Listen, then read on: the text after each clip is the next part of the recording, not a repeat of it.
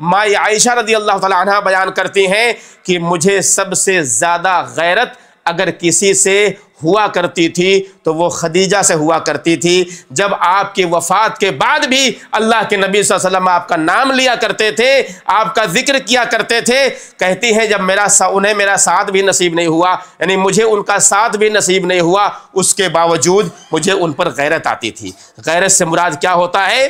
ہم سب جانتے ہیں اور سنتے ہیں دنیا کی حالتیں، دو بیویاں ایک گھر کے اندر عام طور پر جمع نہیں ہو سکتی، ایک شوہروں کے لیے کبھی سامان کا سکون کا ذریعہ نہیں بن سکتی۔ عام طور پر یہ سننے میں آتا ہے کہ دونوں کے درمیان لڑائی ہوتی ہے، دونوں کے درمیان غیرت ہوتی ہے، اور وہ غیرت ایسی ہوتی ہے ایک چاہتی ہے کہ شوہر میرا ہے، دوسرا کہتی نہیں میرا ہے، ایک دوسرے کے خلاف سازشیں ہوتی ہیں۔ مائی خدیجہ رضی اللہ تعالی عنہا کی وفات کے بعد بھی مائی عائشہ رضی اللہ تعالیٰ عنہ کے اندر اس طرح کی چیزیں آتی تھیں کہ اللہ کے نبی صلی اللہ علیہ وسلم کیوں بار بار ان کا تذکرہ کرتے ہیں جبکہ ان کی وفات ہو کر کے کتنا وقت گزر گیا ہے۔ ایک واقعہ بیان کرتی ہیں مائی عائشہ رضی اللہ تعالیٰ عنہ، کہتی ہیں کہ ایک بار ایسا ہوا کہ اللہ کے نبی صلی اللہ علیہ وسلم جب بھی آپ بکری ذبح کرتے تو آپ کہتے کہ جاؤ ارسلوا بہا الی اصدقاء خدیجہ، کہ جاؤ اسے خدیجہ کی سہیلیوں کے گھر پہنچا دیا کرو۔ یہ کتنا بڑا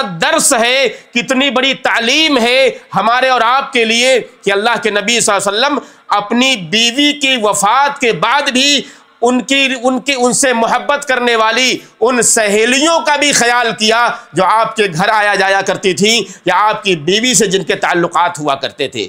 یہ عام سی بات ہے۔ آج رشتوں کو کاٹنے کا کتنا بڑا موقع ہم نے اور آپ نے اپنے ہاتھوں میں لیا ہوا ہے۔ رشتہ داری نبھانا تو بہت دور ہے، ہم تو چند سیکنڈوں میں اپنے خون کے رشتوں کو کاٹ دیتے ہیں۔ یہاں درس لیجئے، تعلیم لیجئے اللہ کے نبی محمد الرسول اللہ صلی اللہ علیہ وسلم سے کہ آپ کی بیویوں کی سہیلیوں کا خیال بھی اللہ کے نبی صلی اللہ علیہ وسلم کیا کرتے تھے۔ قربان جاؤ ایسے نبی پر کہ جو اس طرح سے خیال رکھنے والے ہوں، اتنی محبت اپنی بیوی سے کرنے والے کہ آپ کی وفات کے کئی سال گزر جانے کے بعد بھی ان کی سہیلیوں کا خیال بھی وہ کیا کرتے تھے۔